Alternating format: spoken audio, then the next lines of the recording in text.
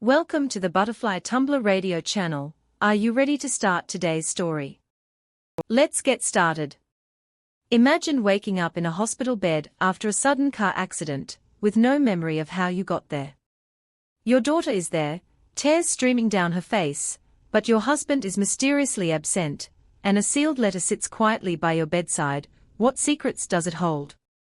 Follow Emily's gaze as she peels back the layers of the shocking truth behind the accident. This is more than just a journey of physical recovery, it's a quest for redemption of the soul. Dr. Torres, he heard the nurse call through his voice pager. The patient in room 225 is beginning to awaken, lifting one eyelid after another. And shining the light on her eyes, the doctor spoke to her in his usual monotone voice, Mrs. Score, can you hear me?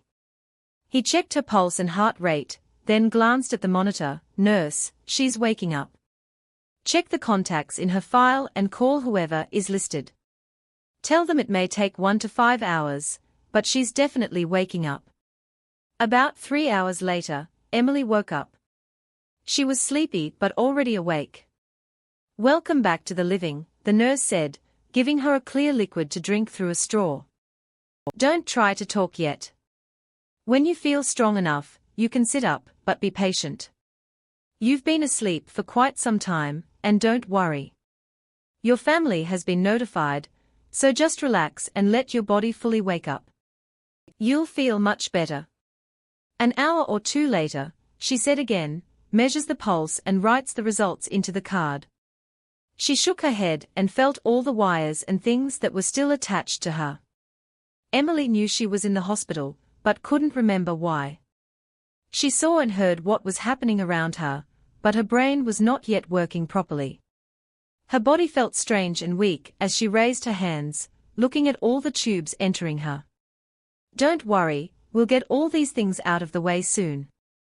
We just want to watch you a little more. Your arms, legs, and the rest of your muscles haven't been used for a long time, so it'll take a little time for them to get used to moving again. I know you have a million questions, but be patient. You have been through a lot, and now you do not need any shocks. Just relax. All your questions will be resolved in due time. The nurse smiled again, and left the room. She could see bright sunlight streaming through the closed blinds. It was daytime, but what time was it? Still 2 days to understand. She began to feel a little better, looking around her room. She saw several magazines, a sweater, and some other personal items. Then Emily noticed a photo of herself and her daughter, Sarah. She was standing on the dresser, too far away to reach, but at least she could see her clearly. She looked around the room again to see if there were other photographs, but there were none. She closed her eyes and took a deep breath. I'm alive, she told herself. About 4 hours later, after she had done her best to finish her first real meal, a nurse came into the room. How are you feeling? Better, but next time, can we order Mexican food? This made her nurse laugh. Well, if you've got your appetite back, I think you're strong enough to receive a visitor or two, she said, looking toward the door. There's a young lady standing outside the door, who's been waiting here for 3 hours. She's pacing back and forth like a caged animal, and she told me that if I don't let her in here soon, I'm going to need 3 orderlies to restrain her. So if you're ready, I'll let her in. But if your numbers go up, I'll kick her out. Is that clear? Emily nodded and sat up straighter in bed. She was right. Sarah burst through the door. Mom, Mom, she screamed with tears in her eyes. She kissed her mother's face and hugged her. Sarah started to cry. I thought we lost you when they said that you might never wake up. I didn't believe them and said that you would fight. How are you feeling? Are you in pain? Do you need something? Questions rained down one after another while she wiped her eyes with her sleeve and sniffed. You've lost a little weight, Sarah, she said, but don't worry. When you get out of here and start eating real food, you'll gain weight quickly. Mom, it's so great to have you back, she said, hugging her tightly again. The doctor told me that if all goes well, you'll probably be able to get out of here by the end of the weekend. God, you look great, Mom. Sarah calmed down a little. She was excited to see her mother awake, for the first time in over 6 months. It was a long journey with many difficulties, but now her mother is back, and she will make sure her homecoming is something special. When she noticed that her mother began to get nervous and glance at the door several times, her face changed a little. Did she remember, and if she remembered, then how long? These were just some of the questions that ultimately needed to be answered. Then, I remembered what Sarah had been carrying in her purse for the past 2 months. Her father gave it to her and asked her to do this little thing. She agreed, but now that her mother was awake, she wasn't sure she could do it. Does everyone know that I have come out of a coma and am ready to receive visitors, Mom? I called everyone on the way here, but I told most of them to wait a day or 2 so you wouldn't be overwhelmed all at once, so you wouldn't be interrupted all at once. The doctor told me to make sure you stayed calm and threatened to kick me out if I upset you, so I tried my best not to. When her mother looked at her with a strange look, she realized what would happen next. Emily got this distant look on her face. She was trying to remember something. Finally, she asked Sarah the question she had been most afraid of since entering her room. Please, please, please let it be something else, Sarah prayed, but no. Mom, he won't come. I called him on the way here, so he knows you woke up, but he said he won't come. Emily looked sad as if she had expected this, but was hoping for a different answer. Evan said he'll come over tomorrow after work, and Grandma and Grandpa will come over tomorrow night. Your sister Lisa is on her way, and should be here in about an hour. I told her to give us some time together before she comes, Mom. I'm so sorry. Sarah told her and watched as her mother's face fell into sadness. It was all pretty hard for all of us after the accident, but now everything has more or less settled down. Do you want to know what happened in the world while you were sleeping? We elected the first black president. Isn't that great? The economy is still in the doldrums, but she's starting to recover, and your boss said your old job is waiting for you when you're ready to come back. Isn't that great? Sarah tried to avoid this long overdue topic, but she knew it wouldn't go away. Her purse felt as heavy as $10,000, and she finally set it down on the bedside table. Sarah knew she shouldn't upset her mother, but it wasn't her fault. They talked about everything and nothing for the next hour. They looked at each other, and Sarah said that someone had been there with her almost the entire time. Emily asked how everyone was holding up and said she was sorry she was such a burden.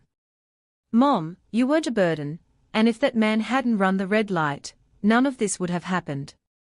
I don't know if they told you, but what the hell, you don't even know he died in the accident. The report says that he died instantly. This statement brought a sad look to Emily's face. Well, stop talking about it. You're awake, and you'll be as good as new.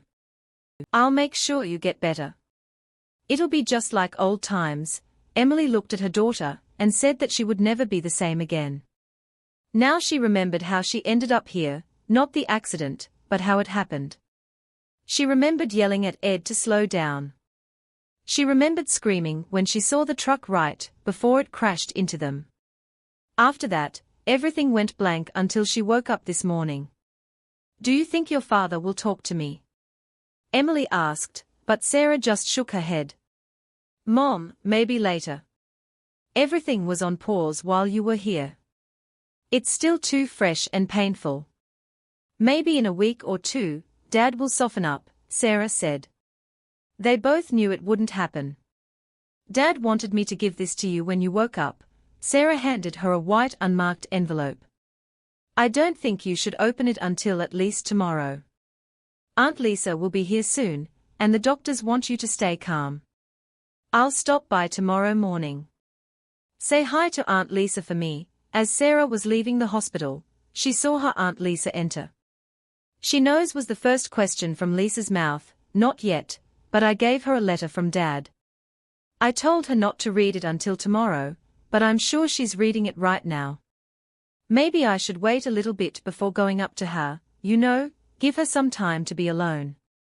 Aunt Lisa, the last thing she needs right now is to be alone. She's been alone in her head for the last 6 months.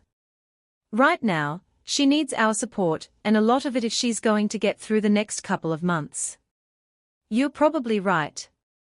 I just don't know how I'm supposed to look her in the eye after everything that's happened in the last couple of months. My parents are still mad at me. Your dad says he never wants to see my face again, and even your brother hasn't forgiven me yet. You're the only one who still talks to me, Aunt Lisa. I learned many months ago that judging others does no good. It only breeds anger and hatred. I'm done with both, so go tell your sister you love her, and I'll see you both later. Lisa went upstairs and walked slowly down the corridor. She will try to be cheerful and not say a word about David. However, when she entered the room, tears were streaming down Emily's face.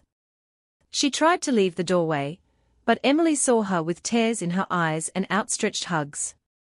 She rushed towards her. Over the next half hour, Emily poured her heart out onto Lisa's shoulder, and Lisa began to cry too. Emily was more exhausted than she could bear. The nurse monitoring her vitals called the doctor, and after moving Lisa aside, he administered a drug to calm Emily and put her back to sleep.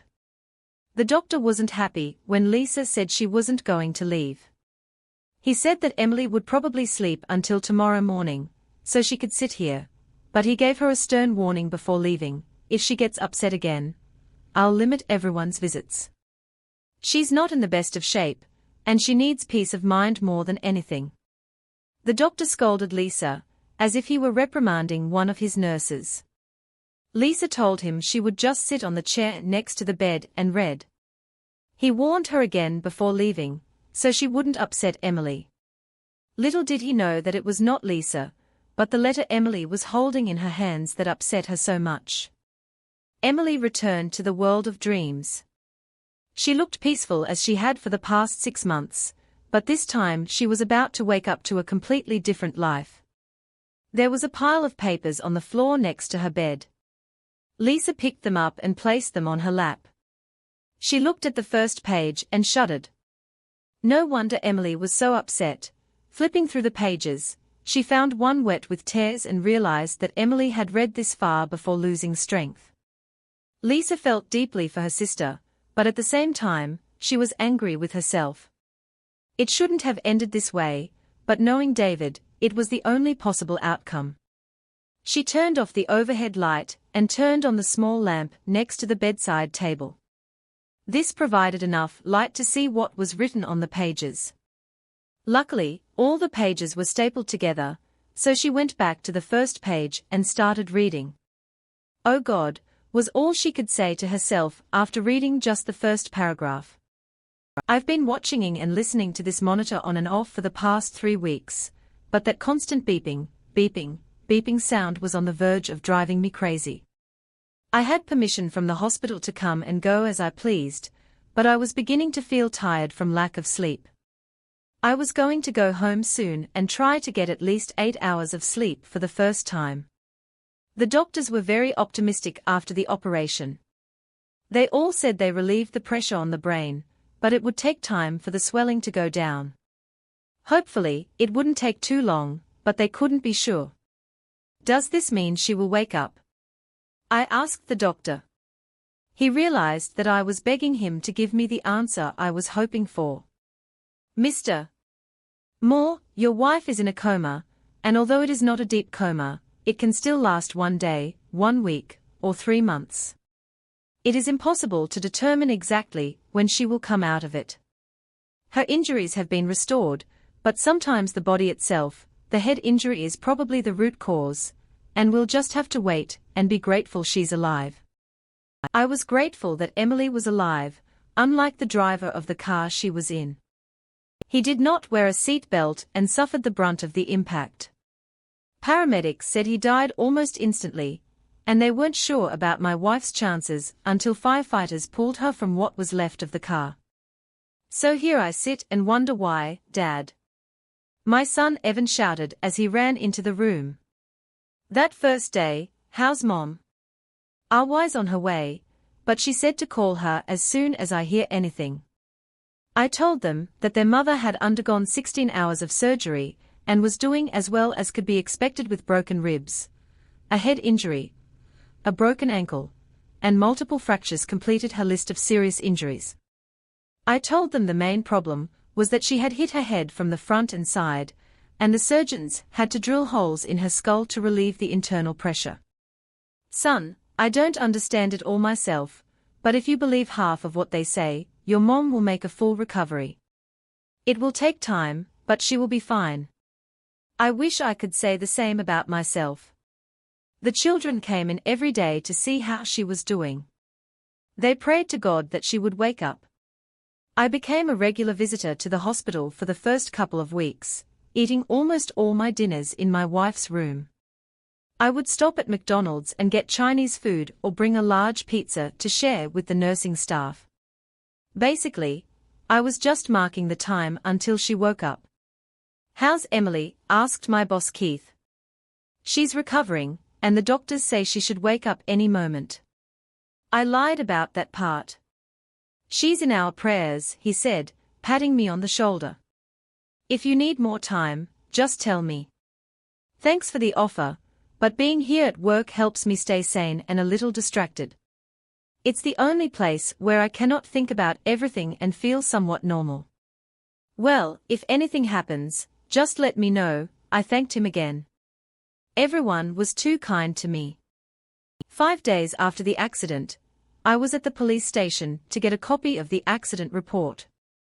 I could have gotten it sooner, but I needed time to collect my thoughts before reading what it said.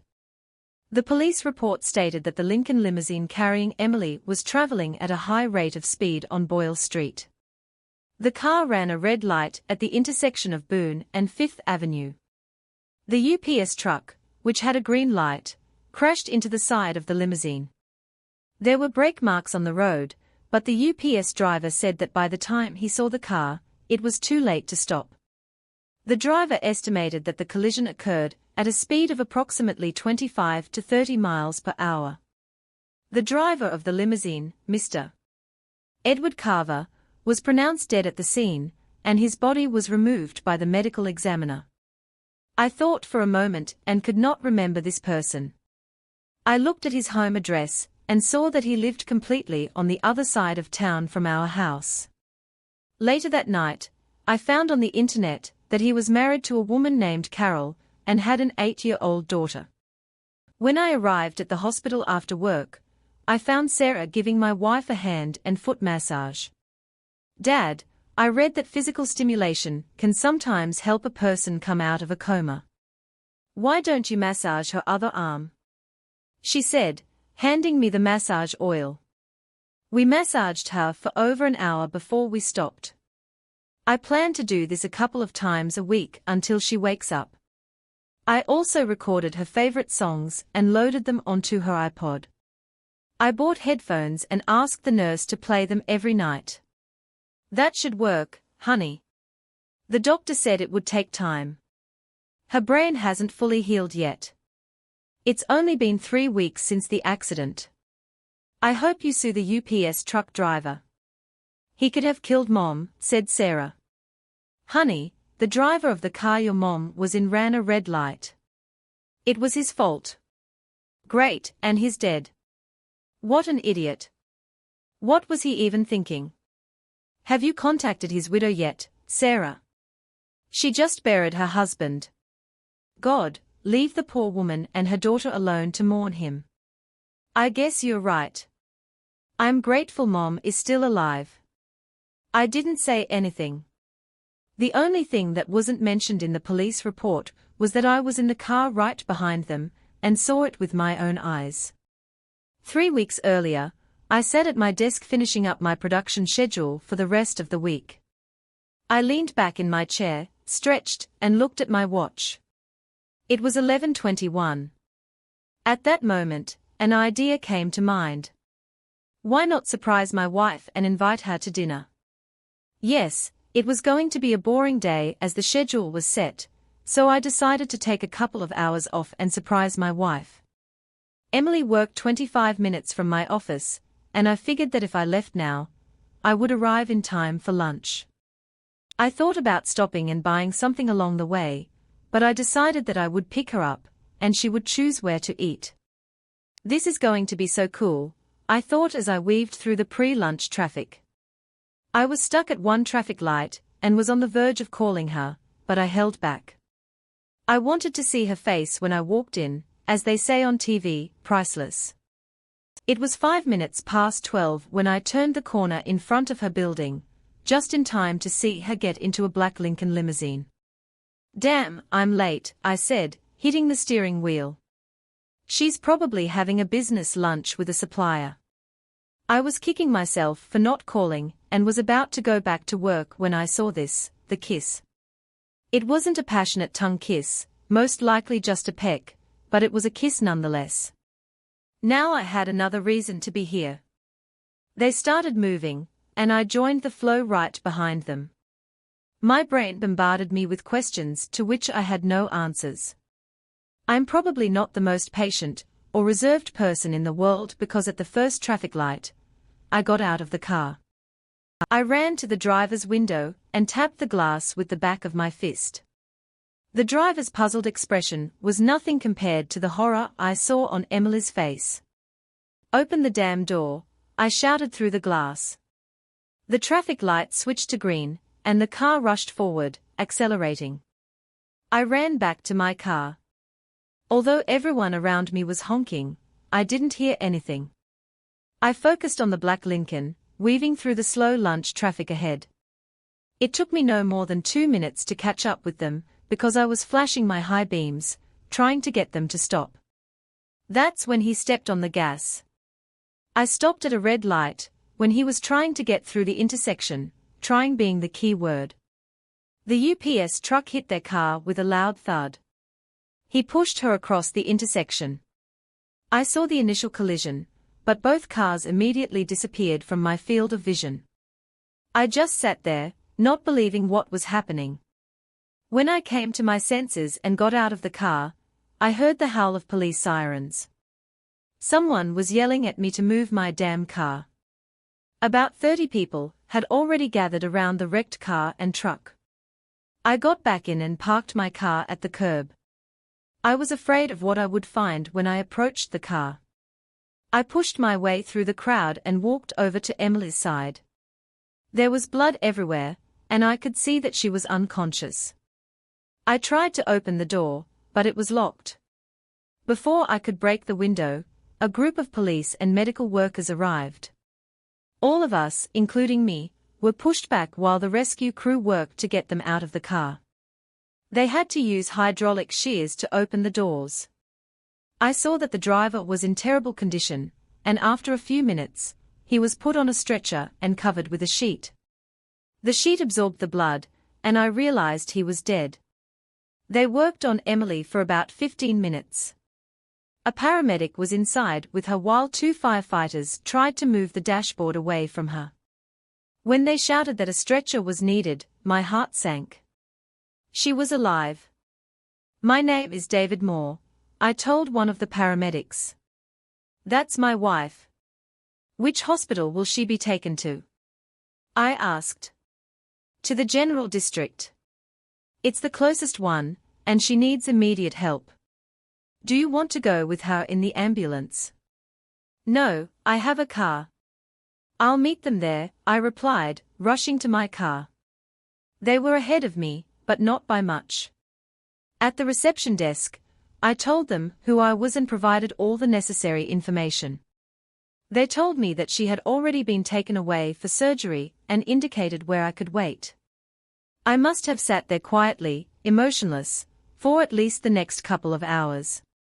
The nurse came to check on me once to see how I was doing and a second time, after I gave her the completed forms. "How long will she be in the operating room?" I asked. "I can't say for sure, but it will take at least a few more hours. Your wife suffered multiple injuries, but don't worry. She has the best surgeons on our staff, She smiled at my glassy eyes and went to the next person. I didn't want to call our kids until I knew something specific, so I waited and waited and waited for the doctor to come out through those damn swinging doors. "Mr. Moore, they just finished," the nurse told me. "The doctor will be out in about 20 minutes to tell you how she's doing." Half an hour later, a doctor in green operating scrubs gave me the details of her condition and what I should expect. They were going to keep her sedated because they didn't want her to move. Her head was fixed to prevent her from moving, and then he told me that they had to drill holes in her skull. "Mr. Moore, it's not as bad as it sounds, and your wife came through the surgery well. She's not out of the woods yet, but everything went as expected. We'll know more in about 12 to 24 hours. Go home and rest. There's nothing you can do here." He was right, but I stayed anyway. "Evan, it's Dad," I said into my cell phone. "Mom had an accident." I talked to him while he got dressed and went to meet me. He said he would call Sarah and see me in about 20 minutes or less. "Drive carefully. I don't want to visit two people here." He arrived, and I told them everything I knew. After 3 cups of coffee, I convinced them to go home and rest. I said that I would stay until she left the intensive care unit and was transferred to the ward. "I'll call you if anything changes. Go home, get some sleep. There's nothing you can do now, anyway." I almost had to physically kick them out when the doctor told me the next day that Emily had fallen into a coma. I wondered what else could go wrong. However, after the second day, when I heard from others that falling into a coma after such an accident was not uncommon, I wanted to scream. This continued day after day, week after week without any change in her condition. She was healing, but she was still in that damn coma. I looked at her for hours. She looked so peaceful with dozens of tubes and wires sticking out of so many parts of her body. The wounds on her face and forehead are almost completely healed, but she will probably want to have plastic surgery to reduce their visibility. I went to work, spent evenings in the hospital, and came home only to sleep. Life was terrible.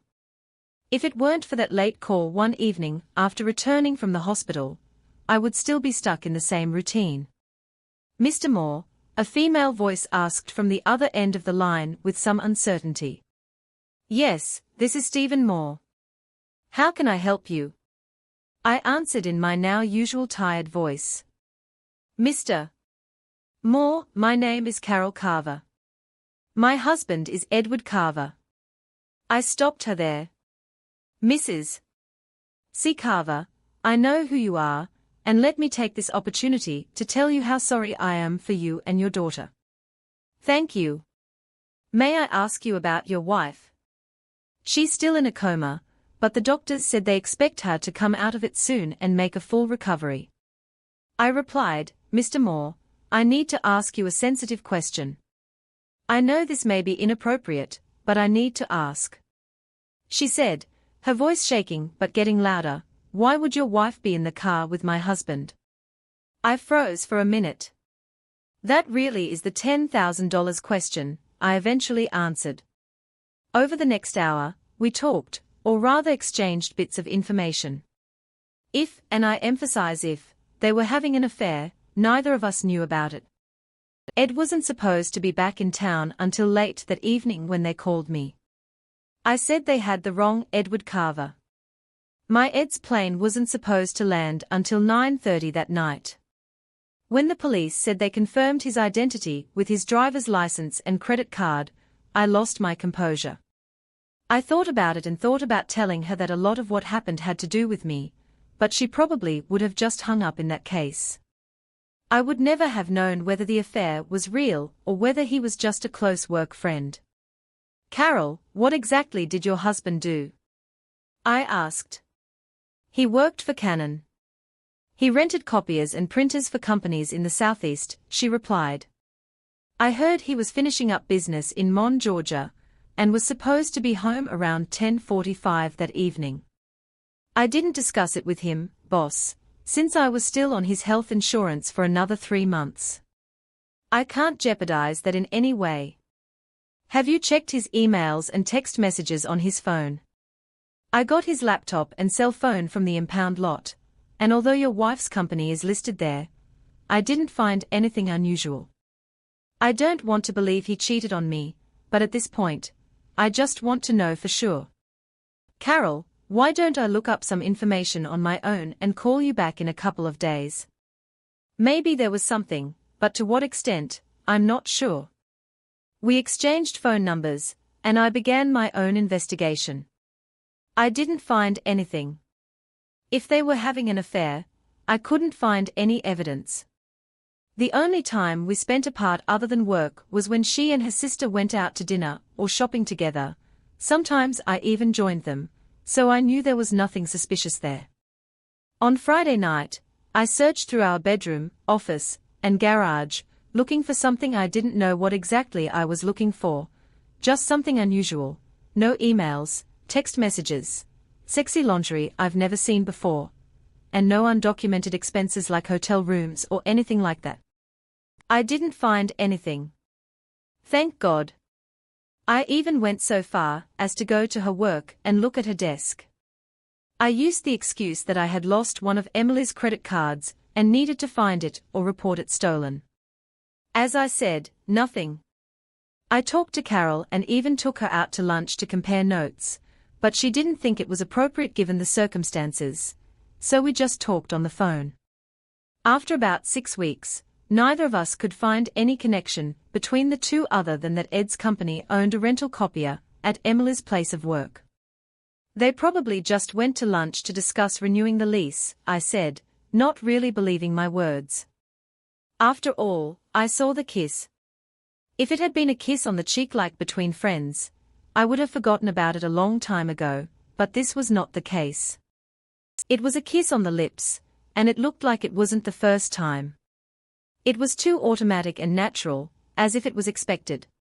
You don't believe it any more than I do, Carol, I said. Carol, neither of us found anything.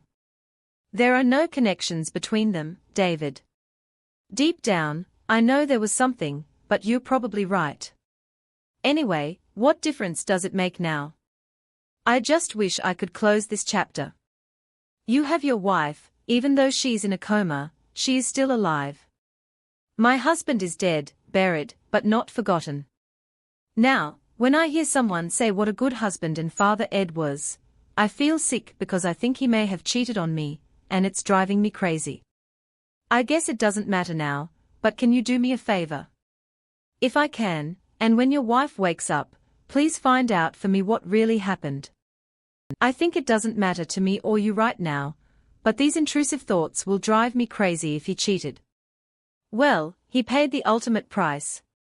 However, if he didn't cheat, I don't want to feel angry towards him for the rest of my life. Do you understand what I mean? Don't worry, I'll get some information for you because I need it too. This is how life continued for the next few months. I went to work, to the hospital, and finally home to sleep, day after day. It was possible to set the clock according to my schedule. Then, out of the blue, Carol called. David, ED's work sent a box with some personal items that I missed, along with some mail that went directly to his work. Among all of this were 2 visa bills for an account I knew nothing about. Apparently, he rented a room at the Hilton Hotel near the city center once a month. The only problem was that he had to be on a business trip these days. This new information brought me back to reality. Carol, can you give me the last 3 or 4 dates, and I'll try to somehow match them with what we were doing during that time. She gave me the last 4 dates, and I said I would contact her. I can remember what I did 2 weeks ago, but the last date was almost 18 weeks ago. I went home and looked at our kitchen notebook and flipped through the pages behind a bottle of Corona, trying to remember.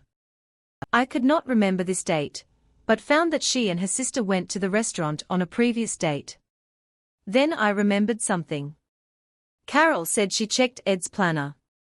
Everyone at Emily's work wanted to know how she was doing, and the only answer I could give was that she was stable, but not changing. This time, I knew exactly what I was looking for and found it in her desk drawer, her planner. I took it and went back to the car. On the way home, I stopped for Chinese food because cooking for one was becoming a real challenge. With our kitchen calendar, her work planner, and the dates Carol gave me, I began to compare. On 2 of the dates, Emily went to dinner with her sister, and they went shopping together on another. On the other 2 dates, I had no idea what was going on, and they didn't fit into the big picture. I called Carol. I have good news and bad news. I told her, on 2 of the dates you gave me, my wife was with her sister. But I couldn't find anything on the other 2. Are you sure she was really with her sister? Now, Carol, you have opened a new can of worms. I guess I can't guarantee this 100%, but they did date each other over the years, David. That's not what I'm asking, and you know it. It could be her sister lying for her if Emily was having an affair. Damn, why won't this all go away? I can't know that for sure. I know her sister well enough, but I don't know if she would lie for her or not. David, I know I'm getting annoying, but I'm trying to find some kind of explanation for my marriage and what was once my wonderful life. I can't tell you what to do next. That's up to you, but I would definitely like to know if this happened to me. Call me if you find anything. I wanted it all to just disappear and die, but Carol wouldn't let it go away. However, the next step would be extremely difficult and could radically change my life. 3 bottles of Corona gave me just enough courage without making my brain too dull. I thought about doing it face to face, but immediately dismissed the idea. I didn't want Emily's sister Lisa to see the look on my face when I gulped when I heard her answer her cell phone. I forgot that she would see who was calling. David, did something happen? I don't know what you're talking about. I guess you know, Lisa, since you were her alibi all those times. How could you? I felt the hook pierce deep into her flesh. David, you're wrong. Emily would never. I interrupted her. Ed's wife has hotel receipts, and on each of these dates, my beloved wife conveniently spent time either dining or shopping with you. If it weren't for the cameras in the hotel, I would never have believed it, even myself. Now I can hardly believe that 2 people I loved so deeply have been deceiving me all this time. I lied through my teeth, but there was only silence on the other side of the phone. David, it was just one time. Nonsense. I know of at least 4 occasions when she met him for sex. How stupid do you think I am? I changed my mind. I was actually quite stupid.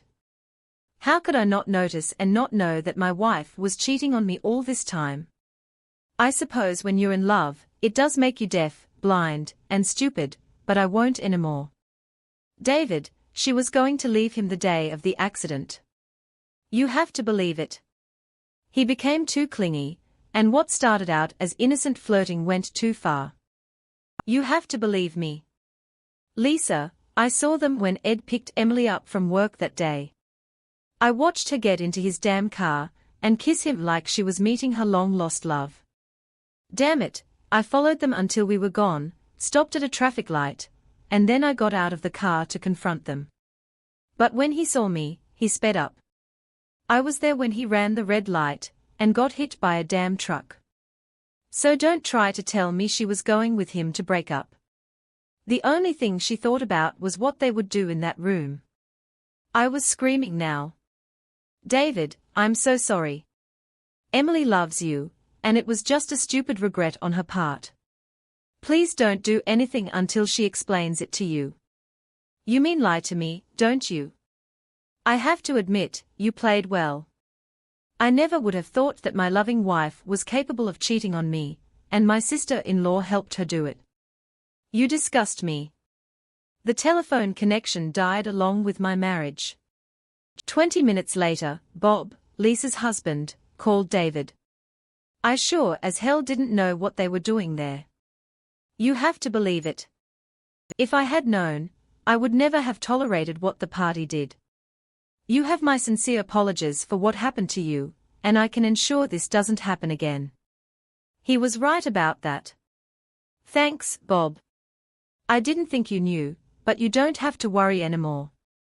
David, I know you're really angry right now, but don't do anything you might regret. Give yourself a couple of days to cool down, and if you need someone to talk to or drink, I'm at your disposal. I thanked him and told him that there was nothing I could do at the moment. Emily was still in a coma, but I told him to tell his wife to stay away from me. I drank 2 more beers and then went to bed. I didn't sleep. I just looked at the black ceiling.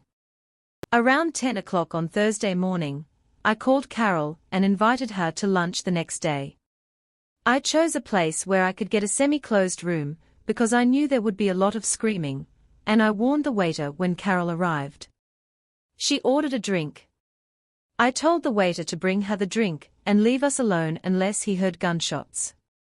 Carol, you were right. Ed and my wife were having an affair.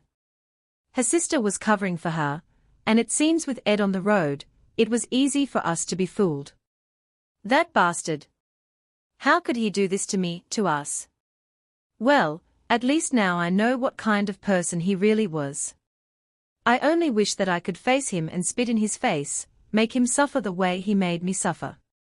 There's something else I haven't told you, and I want you to listen to me completely before you speak.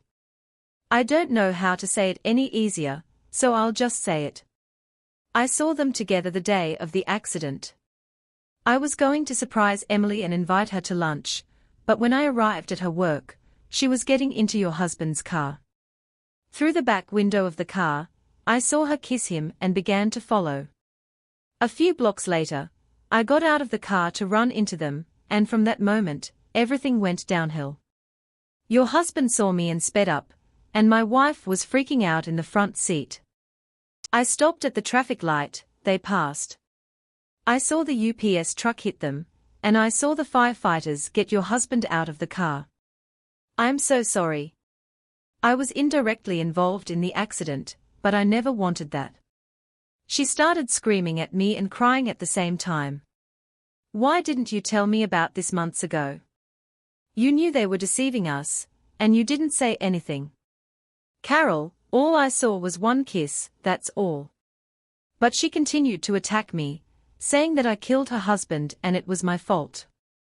Carol, I didn't give your husband permission to sleep with my wife, and I certainly didn't put his foot on the gas and make him run a red light. I was trying to figure out what the hell was going on, and if this was what I thought, I'd stop it right there. I was shaking. I was so angry at Carol, at Emily, at Ed, at everyone for everything. But your wife is still alive, and my husband is dead. You can get answers and find comfort. What about me? I'll just have to wonder why he did it. She continued to cry. I walked around the table and tried to console her. She tried to push me away, but I insisted. I know you don't want to hear this, but in a way, you're in a winning position now. You can move on, find someone else, get married again, and never see him again. But because of the kids, I'll have to see the face of my cheating wife, and constantly remember what we had and what we lost. I can find out the reason, but what will it change? My marriage is over, and I will have to grieve just like you. We ordered and ate lunch for that matter, for a different reason since we were already there. I stopped drinking alcohol because I didn't want to add a DUI to my existing problems. After about 15 minutes, we started talking again. We had a connection because neither of us ever expected it to happen. For the first time, we talked about something other than our spouses. She told me about her daughter, and I told her about my 2 children. If it weren't for the real reason for our meeting, it would have been a very pleasant lunch. Carol described her marriage as good, but sometimes difficult, as Ed was often on the road. David, every marriage has problems, and ours was far from perfect. But I never expected to be caught off guard like this. If only he had told me he was unhappy or unsatisfied, I know we could have been like. You can't solve your problems by bringing in a third person. I'm sorry I exploded at you. I'm just so angry all the time now, but I just want to look him in the eyes, shake him, and ask what were you even thinking about. I know it will get easier over time, but what should I do until then? I think you're doing what I'm doing, taking it one day at a time. Now that everything is out there, I'm going to have to make some tough decisions that will affect not only Emily and me but a lot of other people as well. And like you, I want to know why she threw a great marriage away with someone else. But until she wakes up, I won't know. We finished lunch and decided against dessert. Carol wasn't sure what she would do moving forward, but at the top of her list was selling the house. She said she couldn't afford it anymore, and it held too many memories. I'll probably move back to Ohio and live with Mom and Dad for a while. Thank God life insurance and Ed's pension paid off all our debts, so I can start over with a clean slate without any debt hanging over my head. I've only been working part-time and told my boss yesterday that I was leaving at the end of the week. I've heard it a million times before and said it myself, I'm sorry this all happened. You and your daughter don't deserve this kind of hardship. She thanked me, and we left together. Are you okay to drive? I asked. Carol replied, yes, I'm fine. Thank you for not hiding the truth from me, even though I didn't want to hear it. It's better to know than to continue to think that I could be wrong. She kissed me on the cheek and said, don't get lost and good luck with your wife, as she got into her car and drove away. I'll need more than just luck when it comes to Emily. For the next 3 days after work, I came home, ate dinner, and had a few beers, starting to formulate a plan. When Sarah called me on the 4th day and asked if something was wrong, I said I was looking into the problem. On Wednesday evening, when I didn't show up at the hospital, Sarah and Evan came to see me. Okay, Dad, what's going on? You haven't been to see Mom for almost a week. Is there something you're not telling us? Sarah asked, looking scared of what I might tell her. Dad, we're not kids anymore, Evan added. I was going to bring it up right now, but I thought, what the hell? It's going to come out eventually, anyway. I began to explain, kids, there's something I didn't want to tell you yet, but I started to. As Sarah began to cry, she said, she's dying, isn't she? That's why you weren't there. When did you find out? Why didn't you tell us? I calmed her down and said, calm down. Your mother is not dying. Where did all this come from? Well, you haven't been with her all week, and I just thought that since you told me you were dealing with the problem, it had to do with Mom. Kids, I think you should sit down because what I'm about to say may require a stiff drink. They both refused and told me to continue. I looked them both in the eyes and began, your mom has been cheating on me for quite some time. She was with him when she had that accident. Sarah was shocked by the thought and said, no, that's impossible. Mom would never cheat on you. She loves you too much. Look, I thought so too, but I was following her and her lover in my car when they got into that accident. They just looked at me like I was crazy. I spent the next hour sharing everything Carol and I had learned from the moment I approached them at work to my conversations with Lisa. They were shocked just like I was a few weeks ago. Dad, there must be some mistake. You know Mom. She would never do what you're suggesting, Sarah defended her mother, hoping I was wrong. Dad, she may be my mom, but I can't justify what she did to you and Aunt Lisa. She's just as guilty as Mom, Evan said. I hope I don't see her until I cool down, otherwise I'll lose control, and told her what I really thought about her. I wonder if she cheated on Uncle Bob. Questions rained down from all sides. Kids, the only thing I can tell you for sure is that I'm done with your mom. I can't divorce her right now because she's on my health insurance, but I don't consider her my wife anymore. I'll start filling out the paperwork, but I won't submit it until she comes out of her coma. Dad, don't do anything until you talk to Mom. I know things look bad right now, but maybe there's some other explanation, Sarah begged. You mean they just rented a room at the Hilton to talk and play board games? I didn't mean to offend my daughter, but damn it, we all know what she was doing there. I told her I would take it slow, which calmed her down a little. I was glad they left. I didn't want to have this conversation, but I'm glad everyone knows now. What I didn't expect was when Evan got into an argument with Emily's parents on his next hospital visit. They noticed that I no longer came to see their daughter, then he told them the whole dirty truth without leaving out a single detail. I heard they were shocked. One of the nurses had to tell them to lower their voice when Evan called Emily a cheater, and her father objected, "My daughter is not like that. Grandfather, my father never did anything to my mother. He always treated her like a loving wife.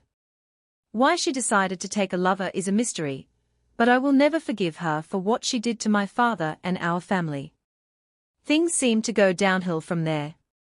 Lisa sent me an email trying to explain the who, what, and why, but after reading it, I simply replied that I never wanted to talk to her again, and deleted it.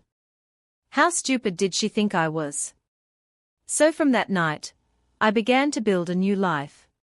I didn't try too hard to tell anyone about my problems, but when my boss kept asking how Emily was doing, I pulled him aside and gave him the short version. If he sympathized with me before, now he sympathized with me twice as much. Everyone I told felt sorry for me, but I began to come to terms with it.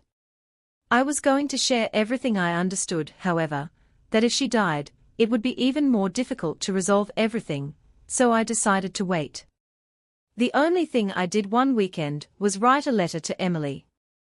I expressed all my feelings, including my pain, and asked Sarah's daughter to tell his mother if and when she came out of her coma. I had already stopped going to the hospital, and Evan rarely came there either, at Sarah's insistence. I thought it would be best if I gave Emily the letter myself, but when I said I never wanted to see her again, she finally agreed. Now that Emily was back asleep, Lisa began to read the letter David had written to her. Emily, if you're reading this, it means you finally came out of your coma, which unfortunately, I can't say I'm glad about. I don't know how many times since that fateful day I wished for you to die in that accident. Your look out the drive DS window that day said it all. You were caught. Ed really was a dumbass, wasn't he? Only a real idiot would try to drive through a busy intersection at lunchtime. If you don't already know, he died on the spot. It's just a shame I couldn't reshape his face properly, but the UPS truck beat me to it. Lisa and I had a serious talk, and as you can imagine, she is no longer one of my favorites. Ed's wife found the credit card he used to rent your love nest. After checking the dates with your planner, we put 2 and 2 together. Lisa was still lying to me right before I told her I didn't want to talk to her anymore. Bob called back and apologized for his stupid wife, but the damage was already done. I have to admit, you were good. I never would have guessed, and even after Carol made the accusation that you were both deceiving us, I told her that she was very mistaken. Even now, I still find it hard to believe how I could have been so naive and blind. It still upsets me. I guess when you love someone as much as I loved you, you just never think that this person could do such a thing. I hope it was worth it. Just so you know, the kids know everything now, too. Sarah took the side that everyone makes mistakes and essentially forgave you, but Evan and your dad had more than one heated argument after he called you a cheater in front of him. Your parents aren't happy either, but they'll forgive you in the end. For Evan, things will be different. Be careful around him because he, like many others, is angry at you right now and doesn't understand what you're up to. As far as I'm concerned, we are done the moment you walked through the door with your new lover, Ed. It was all over for us. Lisa tried to tell me it was just one time until I told her what I knew. As I said, you both truly deserve an Oscar for your performances, as a loving wife and caring sister.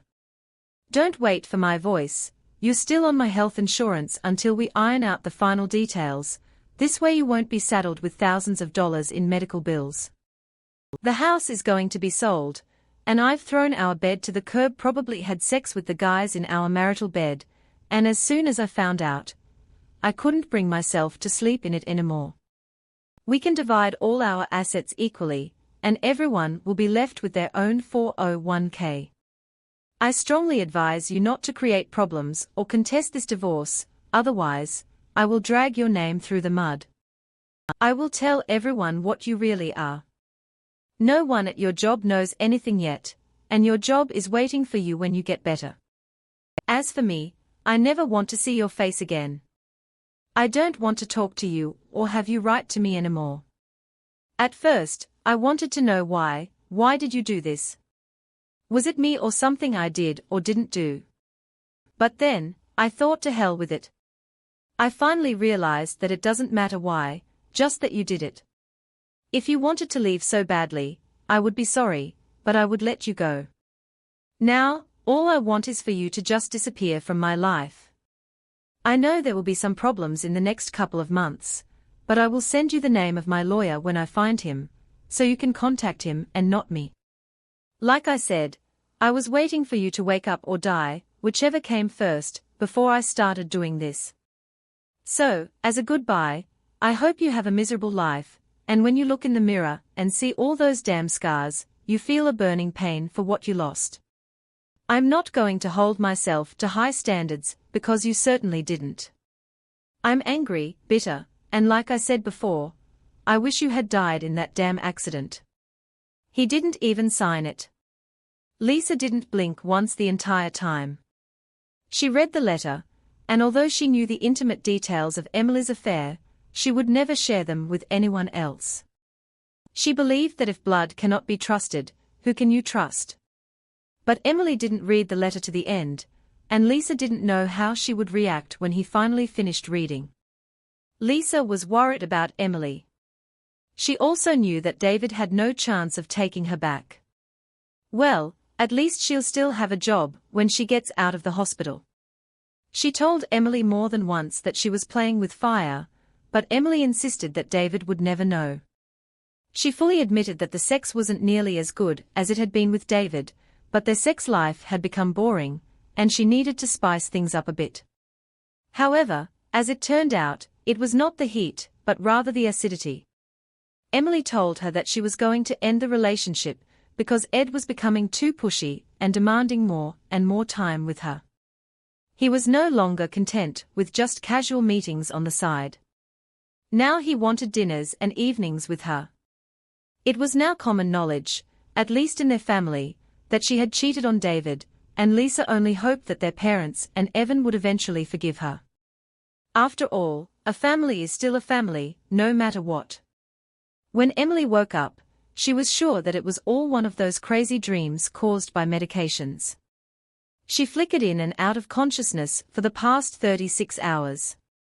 When she noticed Lisa sleeping in the chair next to her bed, she felt relieved to see someone with whom she had shared so much of her life. Emily touched Lisa's shoulder and saw her flinch and then look at her. "How do you feel?" asked Lisa. "Much better. Have you been here all night?" "Yes, I fell asleep a little after 10 o'clock in the evening." "Forget about me. How are you feeling?" "I needed that sleep. I had the craziest dreams. Luckily, they were just nightmares." Then she saw the letter on Lisa's lap. "Oh damn, it wasn't a dream," she said, starting to cry again. "Emily, look at me," Lisa told her calmly. "If you don't calm down, they'll sedate you again. Do you understand?" Emily nodded. "What you need to understand is that David knows everything. Even though you were careful, you left marks on paper, and now everyone knows. He doesn't want you back and was waiting for a divorce until you woke up. Lisa, maybe there's a chance if I could just talk to him. I could make him understand that it was just a stupid hookup and just sex. Maybe he'll give me another chance. Could you talk with him?" I'm one of the last people he'd want to talk to. Remember, you used me as an alibi. Hell, it took me weeks for my husband to forgive me after he found out what I did. Bob thought that I was cheating on him too. No, the only one you have a chance with is Sarah. She forgave us both, and she kept David informed of your condition. David might listen to her, but I really doubt it. I told you what will happen if he finds out. I know, but it was so tempting and exciting in the beginning, then it just became something I did when Ed was in town, feeling like a young girl at school again. This time, I was going to go away as he asked. I know it was stupid, and I let the situation get out of control, but I never thought I would get caught. I never felt love for Ed, and I never loved David less. Emily, that was the problem. You didn't think. Over the next 2 days, Emily was poked, tested, and examined. Everything was normal or normal enough for her to be discharged. She would need additional surgery on her right arm and lower left leg to remove small bone fragments, but this could be done at any time in the future. Sarah was with her every step of the way, and prepared the bedroom in her apartment in anticipation of her mother's return. I took most of your clothes from the house, and Dad left your car with me a couple of days ago. He paid for the insurance until the end of the year. Dad is leaving town in a week or so and said you could come into the house and take everything whatever you want. He said he wants to put it up for sale as soon as everything is cleared out. I have a bunch of cards at home for you from, I think, everyone you know. After a week, I told everyone to stop sending flowers. Your room started to look like a flower shop. Tomorrow morning, I'll pick you up. Evan has a van. It will be easier to get in and out than my little car. Get some rest tonight. We have a big day tomorrow. With that, Sarah left, and at least for the time being, Emily spent her last night in the hospital thinking about what she had done and trying to figure out a way to bring David back, if possible, or at least get him to talk to her. Maybe after a good night's sleep, she could come up with a plan. After 3 weeks at Sarah's, they were able to move back into the house. David and several of his friends had left town. Emily and Sarah had had all of Saturday and Sunday to look around. The house was in some disarray, with partial ash and broken glass in the family fireplace catching their attention. All the photographs from all the years of their marriage were there. Most of them had been reduced to coal, but a few around the edges still remained. It looked like David just dumped them all in there and set them on fire, just like Emily did with her marriage. Wedding photos, pictures from family trips, and even 2 family portraits were gone. How could Dad do this? If he didn't want them, I would have taken them. Now we have nothing from all our vacations and trips. Sarah looked sad as she looked at the charred remains in the fireplace. Sarah, I think that was the idea, Emily said, sitting on the hearth and pulling out whatever was left. Apart from furniture, there wasn't much left. They filled 3 large trash bags with things, and as Sarah loaded them into her car, Emily looked around one last time. 24 years together, and all that was left were a few things, a few mementos, and 2 wonderful children, one of whom still didn't speak to her much. The last thing Emily took was the box David gave her for their first Christmas. There was little money, and they agreed not to give each other gifts, but apparently, he saw the way she was looking at it in the store and somehow found the money. It was the first thing they put up on holidays and the last thing they took away. She was quite surprised that he didn't burn it too since it was old. It would have burned like a match with one last tear. She closed the door and walked out of her old life, waiting for Sarah's car. Over the next 4 months, David and Emily shared their common life. The money, the stocks, and their retirement savings were all gone when the house was sold. They split the profits, and he filed the papers. Now they were completely separated, so there was nothing to argue about. Emily tried to see him before it became final, but Sarah said it wasn't important to him. He bought a 2-room apartment near the center and moved there without her. Evan eventually came to his senses, but they never became as close as before. A year after the divorce became official, Sarah and her boyfriend got engaged, and Emily found a small studio apartment in the city's historic district. She returned to work, and although she had no serious financial problems, the wedding promised to cost more than she could afford on her own. They had dinner on Sunday. Evan, his wife Kate, Sarah, her fiancé Dan, and Emily. They discussed the wedding and went through many lists. "Here," Evan said, pushing the envelope towards Sarah and her mother, "Dad wanted me to give this to you. He said it would make things easier for you." Sarah opened the envelope and took out the check. It was a check for $20,000. The short message attached read, "My girl deserves the wedding of her dreams." Sarah and David had barely spoken for the last 15 months. They had several arguments, and he told her that if her mother was at the wedding, he would not come. That was 3 months ago, and they hadn't spoken since. Sarah looked at the check in her hand and turned to her mother. Maybe this means he changed his mind and decided to come. Evan didn't seem as optimistic as Sarah, and Emily said, "Even with that, I still think we should have a small wedding. There's no point in going into debt for a wedding and party that only a few of us will remember." Sarah called to thank her father, but he didn't answer. She left a message thanking him for his generosity and informing him that her mother would be present to see her daughter get married. Sarah told her mother that he never responded after she left her first message unanswered, and her subsequent emails and calls also went unanswered. It looks like she got her answer, but she sent him an invitation anyway. Evan couldn't and wouldn't tell his mother and sister whether David would come or not. If he hadn't come, he would have walked his sister down the aisle and given her away in marriage, and that's how it was rehearsed. The night before the wedding, Sarah was glowing with happiness, but at the same time was sad. She hoped against hope that her father would come, but knowing him, the chances were slim. "Tell him I'm not coming," Emily told her daughter. "I had the pleasure of planning your wedding and even saw how everything would happen. He is your father, and he deserves the right to marry you because of me. He will not come, and I will never be able to forgive myself for this if I ruin the most important day of your life." She told her daughter, "I've come this far without him. A few more steps won't make much of a difference. From day one, I had no intention of going to Sarah's wedding, especially knowing Emily would be there.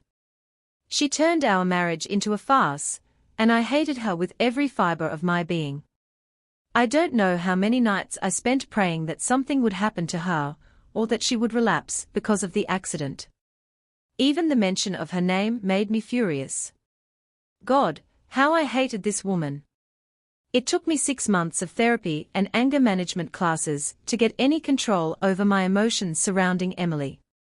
I hoped that she would prevail and skip the wedding after everything she had done to our happy family, but since Sarah forgave her and her damn sister, she thought everyone should do the same. Not my rules. Sarah convinced me for months, and when she couldn't, Evan started. When I heard the money was running low, I cashed in a bond or two and sent her enough money to make sure it would be a memorable day. When Evan said he would walk her down the aisle and marry her, I felt a pit in my stomach. Damn it, when will this end? 2 days later, and the day before the wedding, I realized it will never end, not until one of us dies. For the rest of our lives, I will have to put up with her for the sake of the children. Do I hate her passionately, but at least now I can control it. I didn't tell anyone that I was coming. I made sure my tuxedo fit perfectly, and my new haircut made me look good, better than I had in the last 6 months. I parked the car and crept to the back of the church where Evan was waiting. Jesus Christ, Dad, you did it. I'll go tell Sarah you won't do anything like that. I want it to be my surprise and a pre-wedding gift for her. You know Mommy is here, don't you? I'm aware. Why don't you go and sit next to her, and I'll join you after I give up our little girl. He hugged me and said he was glad I came. Sarah looked gorgeous, and my heart lit up when I looked at her. It took her a minute, or two to notice me while she was looking for her brother. "Dad!" She screamed and threw herself into my open arms, kissing me.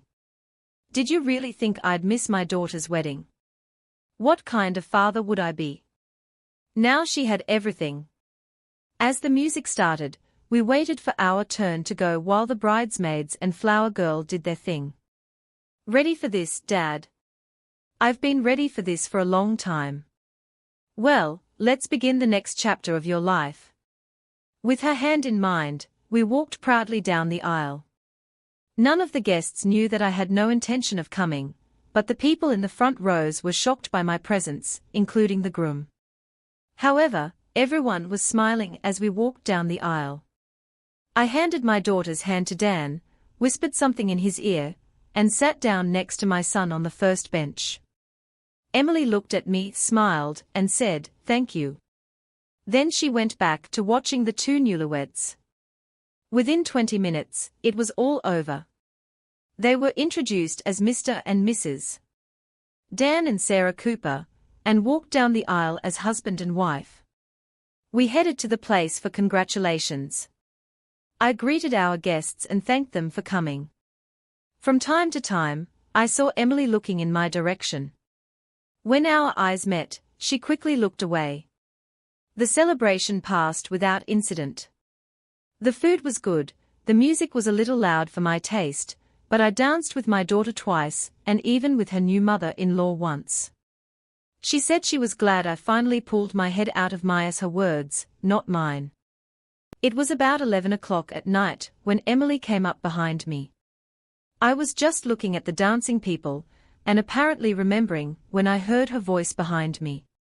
"Thanks for coming." It meant a lot to Sarah. I decided I had to do it, especially after I've given her so much trouble the last 2 years. Plus, I love a good party, especially when I'm paying for it. "Just so you know, it was me, not you. You were everything I could have asked for. I'm just sorry I realized it too late. It's all in the past. We can't change what's already been done, so I moved on with my life and don't hate you anymore." I lied when I said this, but I did it to be polite. "Maybe we could have lunch and talk sometime." You never gave me a chance to explain myself. I had to make every effort not to rip her head off right there. What did she think? We'll be friends now, maybe, but not anytime soon. Besides, I'm dating someone, and I don't think it would be appropriate. The second lie I told myself with these words, I went to look for Evan. I thanked Evan for all the help he had given his sister, kissed his wife, and told her not to let him drink too much. She smiled and said that they had booked a hotel room. I found Sarah and Dan and told them I was leaving. "Dad, I love you so much. I saw you talking to Mom. I'm glad you finally made up." I smiled through gritted teeth and told her to have an exciting and fun honeymoon, before handing them $100 bills, a little extra money to spend. 2 minutes later, I was at the door and heading to my car. I'm glad I decided to come, especially after confronting my ex-wife and dealing with myself like a real adult. I've come a long way, and this evening I finally closed the final chapter of our marriage for the first time. I felt at peace with myself. In the limousine heading to the airport, a happy Sarah exchanged kisses and caresses with her new husband. She was still smiling at how well everything had gone, especially with her parents. She felt quite proud that she had played a big role in getting them to at least be in the same room. "It was really great, wasn't it?" she asked Dan, kissing him deeply and looking into his eyes. "By the way, what did Dad whisper to you on the altar when he handed my hand to you?" Dan looked thoughtful and said, "If I ever hurt you, he'll chase me like a dog, kill me, and eat my damn heart." Well, I think you better listen to his words.